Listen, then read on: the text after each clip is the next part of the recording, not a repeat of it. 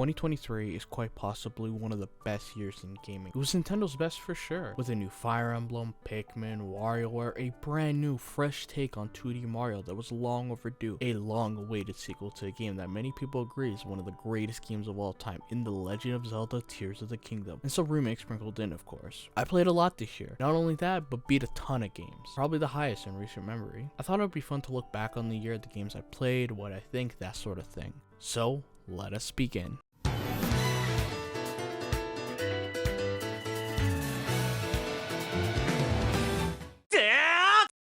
Being a fan of 2D Metroid games, I was always interested in playing Metroid Prime. I tried playing the GameCube version, but it just didn't click with. The single stick controls definitely didn't do me any favors. Alas, over the years, I tried playing again and again and again and again. The next day, and the next day, and the next day. Metroid Prime Remastered is the best remaster that has ever been put out. It's so good that some people consider it a remake. From the new dual stick controls to the improved visuals, Prime Remastered makes a game that's already stood the test of time to putting it toe-to-toe with Switch games like Breath of the Wild and Mario Odyssey.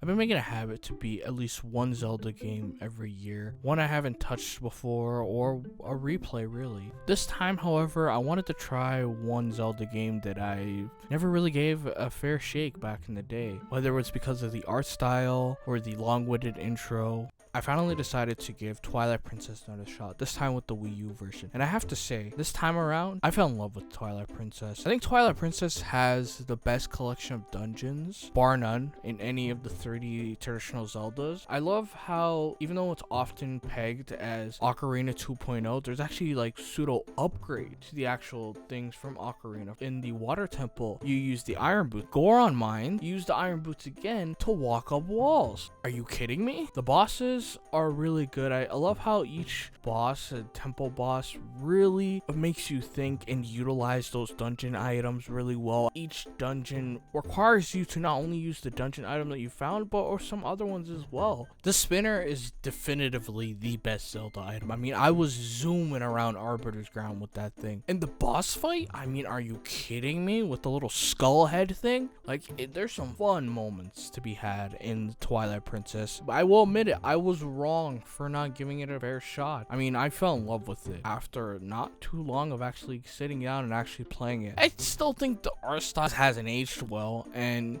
the intro's a little too long. It's a bit better in the Wii U version, I would say. I can't tell if they actually tweaked it even a little bit or too much. It was hard to say. It was really fun to go back to, similar to when I played Skyward Sword back in 2021 with the HD version on Switch. It was just so much fun to go back to the traditional formula after Breath of the Wild. I was wrong about Twilight Princess. There, I said it. You know how earlier I said that there's games that I don't regret waiting on? These are two games that I regret not playing sooner. Metal Gear Solid is one of those games where, as I was playing it, I was thinking to myself, why haven't I played this sooner? Why haven't I played this sooner? The way that the gameplay for Metal Gear MGS1, it hasn't aged that well, but the story, how is it that the story ages so well? Like, it's not even that it's like topical in any way like MGS2 is. It's just a really damn good story. It's just a fun ass time. Like, I was invested. Like, there's times where I was like, I had to put the control down and be like, damn, I'm just eating popcorn at this point. Like, I'm enjoying the story. I'm here for the ride. Like, the gameplay, however, has not aged well, unfortunately. It's a PS1 game, so what do you expect? I had a really fun time with Metal Gear Solid, and by the end, I was ready for 2. And I took a little bit of a break. I wanted to play some other games, then I jumped into 2. And I have legit no words for Metal Gear Solid 2. Metal Gear Solid 2 is one of those games where you have to experience. Like, it is one of those games where you have to just play it. No words can do this game justice. Like, the gameplay is really nice.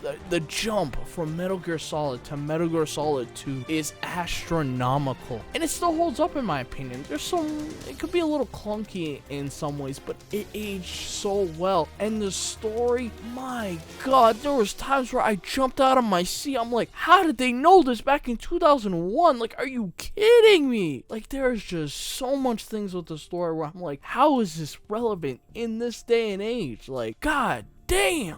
Metal Gear Solid 2 is one of my favorite games of all time. It's an experience that needs to be experienced by every single person.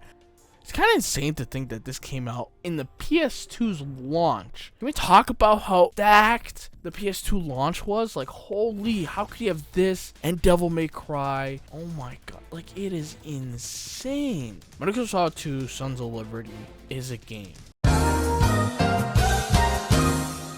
Metal Gear Solid 2 was an amazing experience that I was glad to finally jump in. I 100% regret not playing it sooner, but I'm glad I got to experience it finally, because god damn, is it an amazing game. One of my favorites for sure, and I cannot wait to play Metal Gear Solid 3. After the big end finally decided they were done with New Super Mario Bros., we finally got ourselves a brand new, fresh take on 2D Mario with Super Mario Bros. Wonder. And I love this game so much. I think it does a lot of things right. There's still some things that could be improved, but overall, this was a fun experience that I had front to back. It didn't really drag at any point. The levels were really cool. Like, even taking out the wonder effects, there's still, the level design has been very great. Because the biggest problem with New Super Mario Bros. Was that it felt generic, from the level design to the look of it, to like how it's always just water, grass, sand, fire. It flips it on its head, and it's just, with the way the level design is, it has a style that it's going for, and it just hits the ground running with it. Even taking into account the wonder effects, how it just changes up the levels. Like, it turns an already fresh take on a 2D Mario level and just makes it even more amazing and more great and more fresh and more original. Like, I was shocked at how amazing level design was. That was one thing I didn't expect going into Wonder, was how expressive, how creative the level design was. And the only thing disappointing about it is that the bosses are not great. It's Bowser Jr. instead of the Koopalings, which I guess that's cool. It's literally the same boss fight every single time. It doesn't change up at any point. It kind of does with wonder effects, but not really. It's like, ooh, this time there's two Bowser Jr.'s that you have to fight, or this time it like turns off the lights, or ooh, this time there's pipes that are blocking you. There's even some world that just give you a royal seed. Like, I don't have to do anything. I just get to the end and it's like, here we go, here's a royal seed. That's the challenge, I guess. And it's like, come on, like, I want to work for it. There's some really tough levels. I think the difficulty level is really good. How it gradually increases, it can get even tougher if you wanted to, but it was a decent time. Like, there were some levels I struggled, but it was a good enough challenge, to say the least. And the final boss is a little disappointing, honestly. 2D Mario final bosses haven't been that great, really, if you really think about it, since Yoshi's Island. Yoshi's Island still has the best final boss sequence. Super Mario Bros. Wonder things right. There's still a couple things that can tweak. It was a fun 2D Mario experience. It was fun. It was high time we got something like this, and this was just a fun romp through and through. I enjoyed my time with it. Something I'll never forget. WarioWare has been a series that I've often overlooked, but in the last couple years I've been going in and playing some of the older WarioWares, and I gotta say, it's becoming one of my favorite Nintendo games for sure. Smooth Moves is by far one of my favorite games of all time. The way it utilizes the Wiimote with the different actions it lets you do, and really utilizes that motion and just all the features of the Wiimote, it really well. I'm a stickler when it comes to motion controls, but my god, does it utilize it very well. So when WarioWare Move It was announced, I was super excited because it was essentially Smooth Moves too. And to see a WarioWare that fully utilizes the controllers was a sight to behold every single time. WarioWare Get It Together was the most disappointed I've ever been at a game, period. It did some cool stuff with you playing as the actual WarioWare characters, but outside of that, micro games were okay, but it was just disappointing. Like, I finished the story mode in like an hour or two, and like, I didn't really feel like going back. It was very mediocre, honestly. I didn't really, like, I was very disappointed. Like, I Remove It, however, is so much fun. The way it utilizes the Joy-Cons on how the different things. There's one game where you just have to drop the Joy-Con while holding it on the wrist strap. So much fun. It utilizes the IR camera. Remember the IR camera on the Joy-Cons? There's just so many fun ways it utilizes the Joy-Cons in some neat, interesting ways. There's one where you put it down on the table, you have to grab one of them. There's just so many different ways that it utilizes it. The only thing disappointing about it is that it's really lacking in content, surprisingly. Like, it has a lot of micro games. I don't know why they can't just like come up with fun new modes that you can do outside of it, because there's some replayability for sure, but this is definitely still the type of game where I busted out at a party and people would play for like a couple hours and that's about it. There's just gotta be more depth. Like maybe if they bring back the your micro games, maybe that would be cool, something like that. I don't know, but regardless, WarioWare Move It was a fun experience to be had. I just haven't had the need to go back. It's like disappointing. I'm a big fan of Spider-Man. From the comics to the cartoons to the movies, I love it all. So when Insomniac was helmed to do the Spider-Man game on PS4, I was there. My really complaint about the first Spider-Man was its combat system. It's ripped straight from Batman Arkham series, and the fact that it really hasn't evolved in any shape or form was kind of disappointing. But outside of that, the story was cool, the open world was nice, the swinging was amazing. So Miles Morales was also cool. I think it was a fun, neat, short romp. I was excited to see how Insomniac was gonna improve on the formula for Spider-Man 2. And I gotta say, Spider-Man 2 is really good. It does a lot of things right, but in general, I feel like it's just a refinement of the first game. There's not that much of a leap between both games. It does a lot of things right. I think the story is the biggest improvement out of everything, but the gameplay is still kind of the same. There's some interesting tweaks now, like how the gadgets isn't in some big wheel. It's like actual hotkeys now, which is cool. But the combat system still feels generic. Like, it doesn't do anything special, even with the gadgets that you use and the different symbiote videos you get as Peter. It doesn't really change it up that much. It's a little disappointing. The story is really good. I think it does a really good Venom storyline. Kraven is really good as well. But outside of that, the story is good. It's better than the first game, but like that's not really saying much. Like, it goes from like the first game, if the story if it's considered decent, this what turns it into a good story in my opinion. It doesn't do anything like shock value. It doesn't do anything crazy. It doesn't do anything too much. And to be honest, it doesn't need to. So I'm not really expecting it going in as like thought-provoking stuff here. So, but the open world is really nice. The way it utilizes the PS5 with the speed of SSD is honestly the shocking thing. Just seeing how fast the fast travel is really nice. It's just my most disappointing thing about the game is that it's just a refinement. It just tweaks some things here and there, makes it a bit better, some cases a bit worse, but outside of that, it doesn't do anything to move the needle. Like, the story is cool. It doesn't do a lot to really like change stuff up. It's kind of like the same thing, like again, which I guess is cool. I mean, I'm not sitting here being like sequels should be across the board completely different, should innovate, like kind of how every Zelda game is expected to like change the game with every single iteration. I'm not expecting that, but I don't know. I was expecting a little bit more, especially because how much time it's been, how many games have been under Insomniac's belt with Spider-Man. So you think like, you know, I was thinking there's gonna be more refinements. Like, Miles plays a bit better compared to his original game, but not by much. I mean, in some ways he plays the same. It doesn't really change that much, but in general, I loved my experience with Spider-Man 2. I wish it was a bit more. I wish they did some really cool stuff. I really wish they took a little more risk. This feels like a safe sequel, in all honesty. And the fact that it like cost like $300 million to make, I'm not seeing that at all. Like, that was the most shocking thing to learn about the game. Spider-Man 2 is a great game. I do feel like it could have done.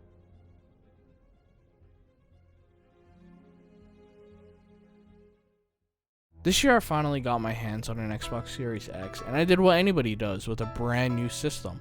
I played some old games. See, the beauty with the Xbox Series systems is that you have access to, through backwards compatibility, games from the OG Xbox all the way to the Xbox One. And Sony doesn't have that. The closest thing you get is PS4 backwards compatibility. So to have a system that plays basically all its generations for the most part. It's a fun ass time. One game, and I really wanted to play on it because it plays really well, it's Sonic Generations. It plays at 4K 60 on it, buttery smooth. Not much else to say really in terms of performance. It runs buttery smooth. It's a game I've been meaning to pick back up. I played it all the way back 60. I am a big Sonic guy, so of course I love Generations. I think Generations is one of the better 3D Sonics. It doesn't do much, of course. It is an anniversary game, so it's very much like all the old stages, but it's a fun time. Like, it is amazing. Look, they're not the best in terms of 3D Sonic. I still think Sonic Adventure and Adventure 2 has better boss battles, but my god, are the bosses so good. I mean, and to its credit, it has some adventure bosses in here too, so there's that as well. It's just a fun time. The story ain't anything special. I'm not expecting anything of the heights of Sonic Adventure, Sonic Adventure 2, and Shadow the Hedgehog. Great games right there. This was just a fun romp to go through. It's just, how does it still hold up as a 3D Sonic? A lot of the boost games, like, I've gotten tired of the boost games in the last few years with like games like Sonic Forces, even Sonic Frontiers. Even though it's something new, it just felt generic. It didn't really feel polished. It was definitely great to go back to something like Sonic Generations, where it was done right and it still continues to be hype as all hell.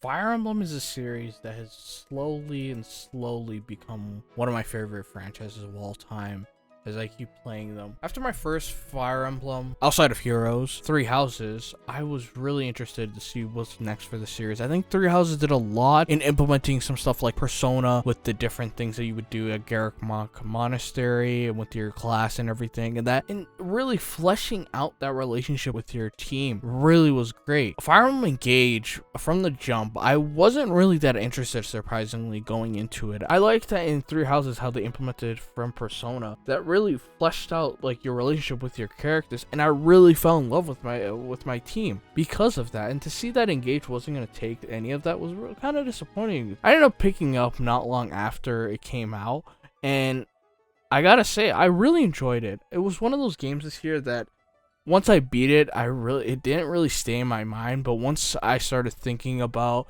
near the end of the year about the games I played and all this stuff, that's when it started to stick out more and more in my head that Engage was such a really good game. In some ways, it was kind of slept on this year. Not a lot of people talked about it. I really enjoyed my time with Engage. For more than anything, the story might have not been its strong suit, but the gameplay is probably the best a Fire Emblem game has been for sure. I fell in love with the gameplay. The gameplay was the one thing that hooked me more than the story. The story was pretty bare bones. It was the anniversary game, so what would you expect? I think it was cool to have all these past Fire Emblem characters in the game, but outside of that, the gameplay is where it shines, and a game like this is where gameplay needs to be king, and it is. Like, the ways, like, usually I'm not a numbers guy when these type of games, so like I see numbers and I'm like, I'm not doing math. But this game really made it a lot more approachable for me to be like, okay, is it better if I do this move? Oh, but this one only does 5 damage. But if I do this move, it does 20 damage. Stuff like that, where I started thinking and crunching the numbers, really, to get, like, you know, those attacks. And this is probably, like, the best Fire Emblem game that I have played with the best crit attacks. Like, holy shit. I enjoyed the characters, surprisingly, even though I didn't have a lot of time to spend with them outside of, like, you know, some of the supports that you can do. Not as much as you can do in Three Houses. I still enjoyed the cast of characters. I think they've done really well, and the fact that the protagonist actually speaks in the cutscenes does a lot. I understand a lot of the times the protagonists are supposed to be self-insert in these JRPGs, but there's some times where I'm like, okay, this is clearly not a self-insert. Like in this game, where, yeah, I guess it could be self-insert if you really think about it, but I don't see it that way. I really see a lot of protagonists, especially in the later Fire Emblem games, but their own characters, and it helps a lot that they have a voice. Like, another thing that really shocked that I didn't expect this was, once I did the supports for the emblem rings, which is the older Fire Emblem characters, I was more interested in figuring out their characters. I want to play their games now. Sigurd's game I want to play for sure. I want to play 776, of course. There's like there's so many more Fire Emblem games I need to play, and this not only did a lot to really push it in that direction. If you've been around this channel for long enough, you'll know that I'm a big JRPG fan. One series that I love but haven't given a good chunk of the games in the series a fair shake is Final Fantasy, surprisingly. The 2D pixel games are ones that I've been meaning to play, but never really gotten the chance to. Surprisingly, 1 through 6 haven't been re-released all that often, at least from the console space. It's kind of insane to think that games that left so much of an impact in the industry haven't really been re-released too much, or at the very least have been, but not as a collection or all together or in different regions. That wasn't until the Final Fantasy Pixel remasters came onto the scene back in 2021 for PC and mobile. Of course, at that when it got announced, everybody was like, hey, what about console? We want console. We want a console release for this.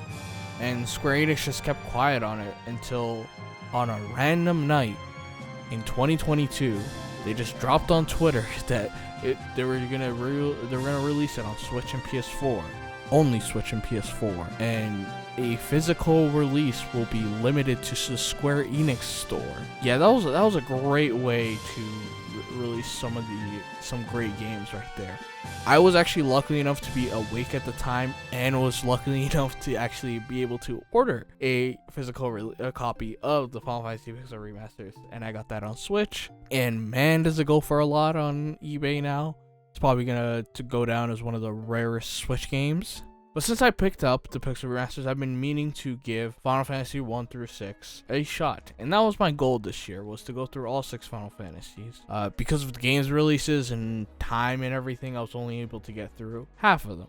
So let's just jump into talking about all 3 of them. Final Fantasy 1 is quite possibly one of my favorites, and it says a lot because it is the first one, and it doesn't do a lot. It's very bare bones. It's very based on D&D. Yet I fell in love with it. I liked that it was just a simple JRPG, no fuss, no muss, and the story was pretty decent. It wasn't amazing. It was pretty bare bones. It's an NES game. What do you expect? But I don't know, I feel like at the time, it was just something I was craving. Of course, so it was just so nice to just play a simple, no-nonsense JRPG that was just a fun time front to back. And the music was one thing I was kind of shocked to enjoy a lot. That's not to say I don't enjoy NES music and chiptune music in general, but I feel like sometimes it could be hit or miss. Final Fantasy 2 is an interesting one. It's the black sheep of the franchise. Surprisingly, for a franchise that's been running as long as Final Fantasy, there are multiple black sheeps. But Final Fantasy 2 is the first black sheep, and the biggest complaint is the leveling system. So how the leveling system works is you have essentially these stats and skill points to those stats, whether that be your HP, your attack, your defense, your magic, whatever. And to gain these skill points for these skills, you have to actually quote unquote use them. That means for HP, for example, you would have to get hit to gain experience in the HP skill. And that led to a lot of strats of people deciding to find ways of getting yourself hit so much that you should upgrade your HP. They fixed it a bit with the re-releases, a little bit more in the Pixel remasters. I do think they should have just made it a regular EXP system in the Pixel remasters. I don't know. I can't find a single person who's actually liking this kind of a level system, so I don't know why they couldn't just like make a standard one, especially for this release. But it's alright. I mean, it's not as bad as the original versions, but it's so obtuse and so confusing, and I really didn't quite get it too much. And it's very weird because it's what led to the Saga franchise's battle system, from what I hear. So there's that, I guess. But other than that, the story was really good. I mean, it's probably one of the most fleshed out stories in an NES game for sure. There's some weird stuff with the story, like some characters they switch sides very easily. But I feel like the bare bones story for what it is was a fun time. It was a fun experience, and I enjoyed Final Fantasy 2. I think because of the battles, because of the leveling system, it gets a bit of a bad rep. But outside of that, it's a really good game. I think it's a good JRPG. It's not horrible, and it could be better in a lot of ways. But outside of that leveling system, it's pretty decent, I would say. It's definitely in the middle of the pack, I would say. Final Fantasy 3, however, is a game that has been talked up to me. Probably you've heard if you play JRPGs. And I gotta say, I was a little let down by Final Fantasy 3. I don't know if it was because I was playing these back to back, so I didn't really see much of a difference between each of the things. There was a bit of a jump going between each game. But 3, I feel like it was kind of a sidestep. Of course, it went back to the original leveling system, which was nice. And the story was really good. But outside of that, it didn't do much to move the needle. Like, it was very much a basic, simple JRPG. Didn't do anything special. There was no fuss, no muss. And for a game that's talked up like Final Fantasy 3, I was scratching my head when I rolled credits. Like, this is the game people were talking up. I mean, there's cool stuff. I think the job system in it, it's the first Final Fantasy with the job system, and the job system is really good. I think it's cool how they've implemented the job system in that game. The way how it works, but outside of that, it's like, really, this is the Final Fantasy people talk up from this era? I'm like, I was really perplexed, because it's like, outside of the job system and the story, it's like, it doesn't really do anything special. Like, the Crystal Tower is cool at the end, but outside of that, it's like, it's not that different from 2 and 1, and that it was a head scratcher for sure to see that, like, really, this is what people talk up Final Fantasy 3 for? Really? Like, I was really disappointed. Like, I didn't hate it. I really enjoyed my experience, but I'm a little confused on what's going on. Maybe you can let me know in the comments what I was missing, but I don't know. It's just Final Fantasy 3 was a bit of disappointment. If I had to rank the 3 that I played, I would probably go 1, 3, then 2. But like, there's a big enough gap between 1 and 3 in my opinion, and that says a lot.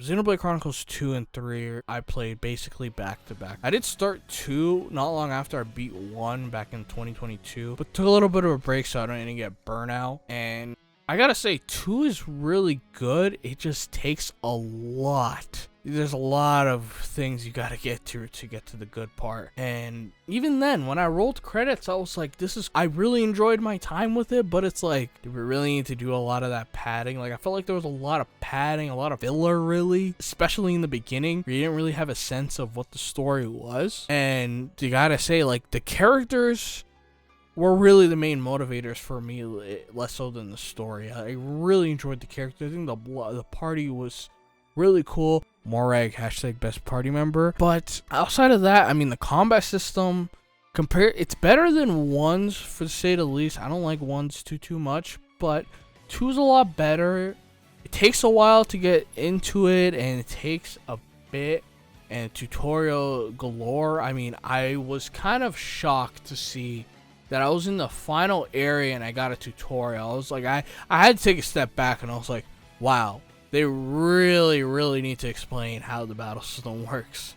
But other than that, I enjoyed my time with Xenoblade Chronicles 2. It does a lot good, but it just takes a while to get into the good parts, the good stuff, everything about it. But once you get to that good stuff, man, oh man, is it amazing. And I gotta say, it's the complete opposite for Xenoblade Chronicles 3. To think they learned their lesson, the combat, the characters, the story, everything about Xenoblade Chronicles 3 is dialed up to 11. I was floored by chapter 2 by how good it is. I was like, how is it so good this early? Most Xenoblade games are known for it takes a while to really get going. But from the jump, Xenoblade Chronicles 3 is like, nah, man, we are going to pedal to the metal. And I gotta say, by the end of it, I was floored. I was like, how can a game be this good? I really enjoyed my time with Xenoblade Chronicles 3. I don't like it as much as 1. I think 1's story really takes it over the edge for me. But 3 comes so close.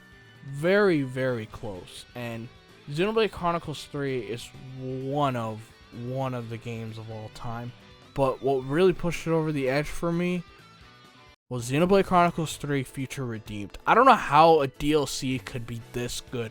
How could it be better than the main story? How could it be better than a ton of games that came out this year? Like, I'm more shocked that a DLC like this just came out this year and was just amazing. It took what I wanted from Xenoblade Chronicles 3, which was mixing the worlds of 1 and 2 really well and getting into that lore on why, how did this happen, all this stuff, with a brand new cast of characters alongside Shulk and Rex. I really enjoyed the fan service, but I really enjoyed the original story as well with the new characters. Matthew, A, Nael, Nicole, Glimmer, and that's not even to get into the lore stuff and how it ties everything together, not just Xenoblade, but the Xeno series as a whole. Like, the radio, are you kidding me? I'm speechless. I was speechless after playing through Future Redeemed.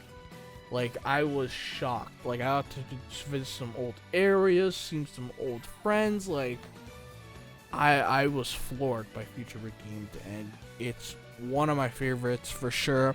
My rankings would go Xenoblade Chronicles 1, Future Redeemed, 3, then 2. My god, is Future Redeemed so good, and the fact that it didn't get some recognition at any outlet is very disappointing, because it's honestly probably, it would be my game of the year, obviously. If we're doing that type of stuff, it probably would be, because my god, does it do everything so well. The combat, it's a refinement of 3's, and I enjoyed 3's a lot. I think out of all the Xenoblades, I feel like this Xenoblade Chronicles 3 has a really good battle system. It really clicked with me very well, and I really understood it better than the others. But Future Redeemed's kind of just like, yeah, we're gonna do what we usually do with DLCs and tweak it a little bit, but not by much, really, if you really think about it, because 3's is just that good. And I was floored. It's my favorite DLC by far. That's how you do DLC. That is how you do DLC for sure.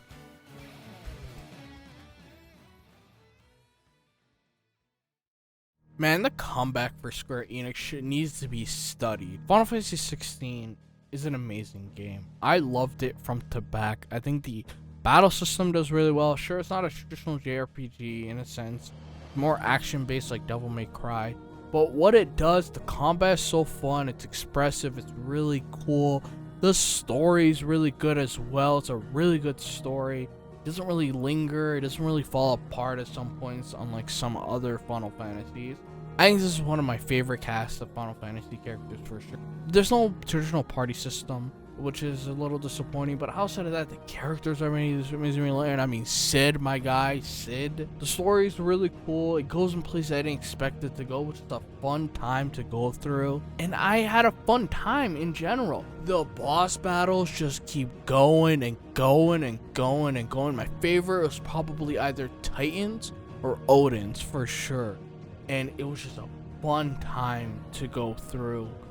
And in general, just it was a fun game. It's one of my favorite Final Fantasies for sure. It does a lot of things different. It doesn't, my biggest letdown was probably the side quest. I mean, that's not saying much for me. I don't like side quests to begin with, but they could have been a lot better. They're very much like Final Fantasy 14 side quests, which is a little disappointing. But outside of that, it was a fun game. I really enjoyed it. I can't wait for the DLC. I played part 1 recently. That was a fun time going through that dungeon. Can't wait for part 2. I really enjoyed my time with Final Fantasy 16. There's not much else to really say about it other than that. I really enjoyed it. The voice acting was amazing. I mean, Ben Starr as Clive, amazing. One of the best performances of this year for sure. I enjoyed my time with Final Fantasy 16. It was a great game. After playing 2 lengthy JRPGs back to back, I wanted a little bit of a palate cleanser. So I decided to pop in Super Mario Land 2 The 6 Golden Coins. I played it on an NSO because, well, I'm paying for NSO, might as well use it. And my god, this is one of the best 2D Marios for sure. The level design just goes, like, how, at some points I was questioning how were they able to do this on a Game Boy. You're a spaceman, sure you have bunny ears, but who cares? Being a robot Mario, you fight Wario, which is cool I guess, but just the level design, the levels where it takes place, it's just, it goes everywhere. It goes places I didn't expect it to go. It was a fun ass time to have.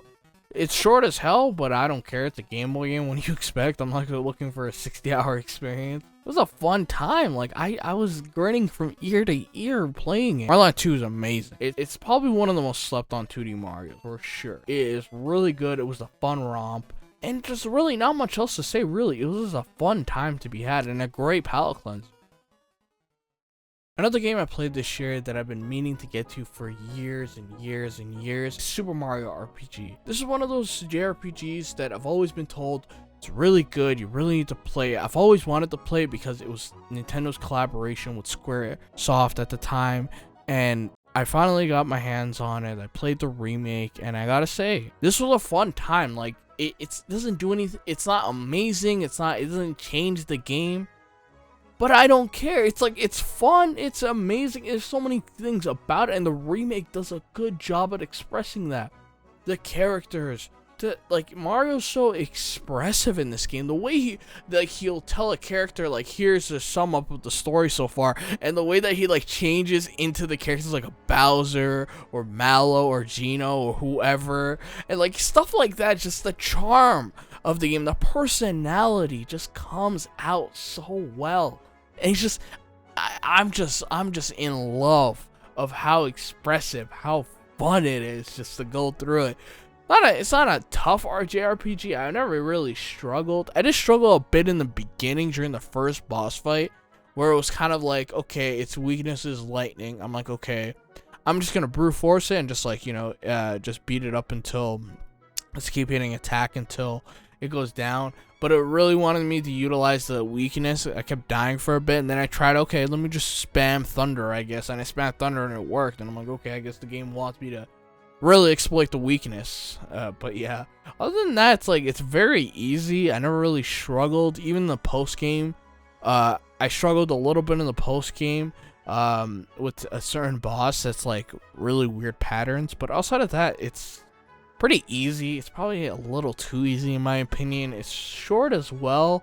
It's like around 20 hours, at least the Super Nintendo original. The Switch remake is less than that. I think I got like 15, 16 hours, and that was me pushing it. That was me doing side stuff and really and doing a lot of like grinding a little bit just to, like, you know, level up and stuff.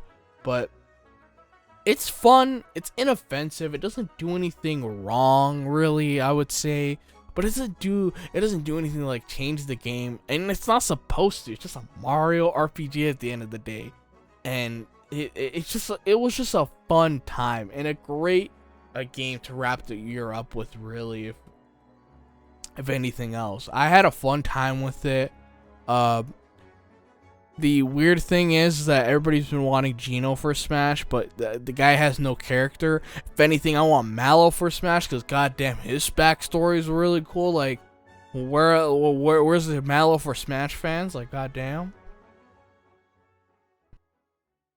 The Legend of Zelda Tears of the Kingdom. What can be said about this game that hasn't been said already? I poured over 100 hours into this game. I gotta say, it doesn't linger in my mind as Breath of the Wild did as my first time going through it. I guess it's just because it's the same open world formula. It doesn't do anything that differently. I mean, the Hyrule is different for sure, with the depths, the sky, and even Hyrule proper itself changing up a little bit here and there.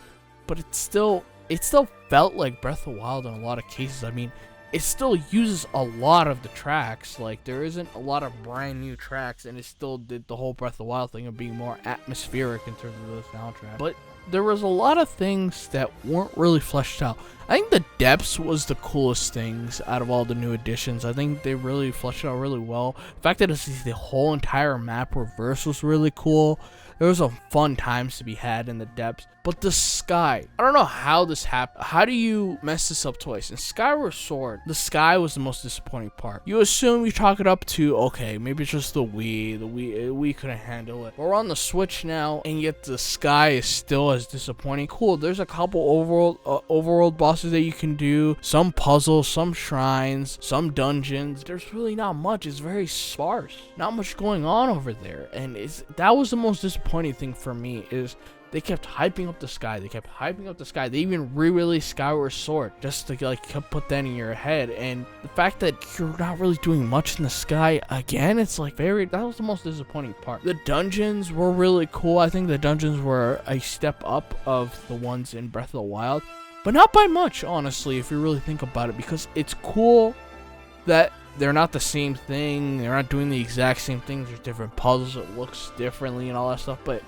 I don't know, especially with me playing Twilight Princess this year, I really felt how lacking the dungeons were, because how the dungeons were set up were kind of like, okay, here's these 5 locked doors, open these 5 locked doors and then fight the boss. But in like a traditional Zelda dungeon, it's like, sure, you do like open a certain amount of doors, then get to the boss, but what you're doing between those doors is like different puzzles, maybe fight a mini boss, whatever. But what you're doing in Tears of the Kingdom is kind of just like, sure, there's puzzles to be had, but you're kind of just doing it in succession of each other. It doesn't really feel that different, and overall, just like, it feels so disappointing. I mean, the bosses were cool. If anything, those were a highlight for sure. They were definitely a step up from the blights in Breath of the Wild, but again, not as good as in the ones in the older Zelda games. Like, they weren't as distinct or unique. Like, there's some cool ones, but I don't know. The story. Now, this is something that was my biggest gripe about Breath of the Wild, in the fact that there was no story. And I gotta say, for this time around, the story was a lot better, but at the same time, it wasn't anything special either. Like, I think there were some cool moments to be had for sure. I think Ganondorf was really a good menacing villain. His motivations was kind of weird. It was kind of just like, oh, he's evil. There's no really much else to do. He's Ganondorf. What do you expect? He's evil. But outside of that, it's like, okay, there's some cool moments here and there. I like how Zelda's more active in the story, but outside of that, it's still more active than it is in Breath of the Wild, but it's like kinda not, especially with how the memories are set up this time around. I liked how on paper it's Zelda's memories, her in the past. Outside of that, it's like you're still doing the same things. You're still learning the story that has already happened. Sure, you fight Ganon at the end, and that's more like an active thing, and that was really cool. Probably one of the best Ganon fights for sure. Up there with Twilight Princesses. Came out of it was like, could have been better. And I don't know if it was just my hype leading into it. I really wanted the lore to be fleshed out or any of that stuff. It's not that great. It's hard to say, but as time has gone on, as the months have gone by, I've thought about Tears of the Kingdom less and less and less. When it comes to a sequel, you do it for the first time, it's that shock value, it's that wow factor. And for Nintendo with Breath of the Wild, coupled together with the Switch, and it did it so well that, like, you know, that's a moment in time that can't really repeat. In Tears of the Kingdom, it's like, sure, it does a lot of things better, but the open world formula is the exact same. The shrines are basically the same. They look different for sure, but you're still doing that same type of puzzles and stuff like that. But overall, I really enjoyed my time with Tears of the Kingdom. That's something I'm never gonna regret putting in over 100 hours in. It was a fun time to be had for sure. I still think that there's a couple things they can tweak with this formula, but for what we've got, this was really good. It was really decent. It was really fun. I had a great time with Tears of the Kingdom, and I just hope the next one takes a lot of notes from the traditional formula, add more Ocarina like dungeons, and we'll be golden. But outside of that, Tears of the Kingdom was a blast. That's really enough said, really. And that was all the games I played in 2023. 2023 was an interesting year for me. There were some ups, there were some downs. A lot of ups on the channel. We've grown a lot on the channel, and I can't wait to grow even more in 2024. This has been Moe, signing out.